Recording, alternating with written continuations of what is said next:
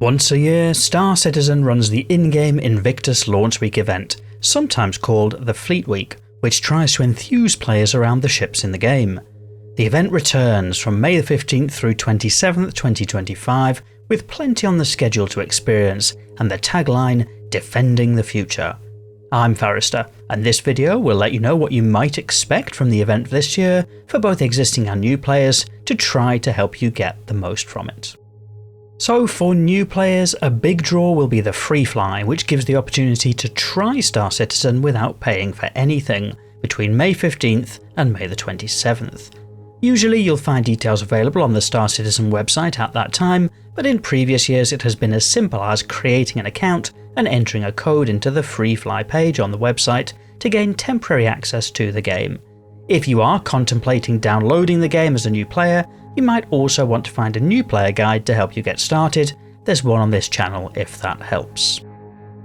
For all players, new and existing, there is also expected to be a selection of in-game ships available to test fly. The exposition this year is once again at Area 18 on ArcCorp and is really easy to find when landed owing to the excellent signage.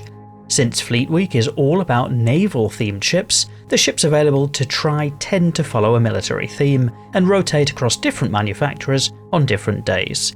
The schedule for this year is shown on screen, but can also be found at the Star Citizen website. It's a great opportunity to test fly ships you might be interested in, to try before you buy.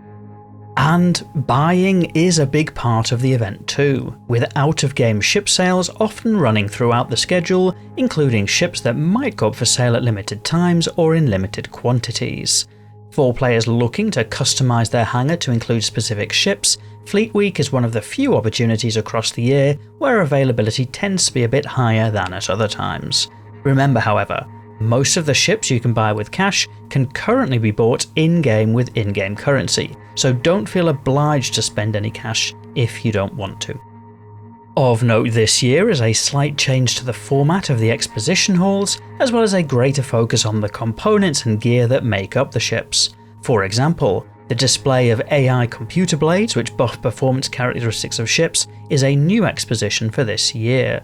Likewise, the halls are set to be littered with reputation scripts, which may be useful for future rewards with different factions in the verse. One feature that has a lot of people excited is the tour of an Idris high above Area 18. Whilst the Idris was available to tour last year, there have been some updates, and this tour is touted as being largely unrestricted. For those excited about large naval warships, heading aboard is likely to be a great part of the Fleet Week events, and it wouldn't be Star Citizen if many players weren't reading more into the Idris than has been published. Nevertheless, the Idris Tour is likely to be a personal highlight for me as somebody excited about large multi-crew ships.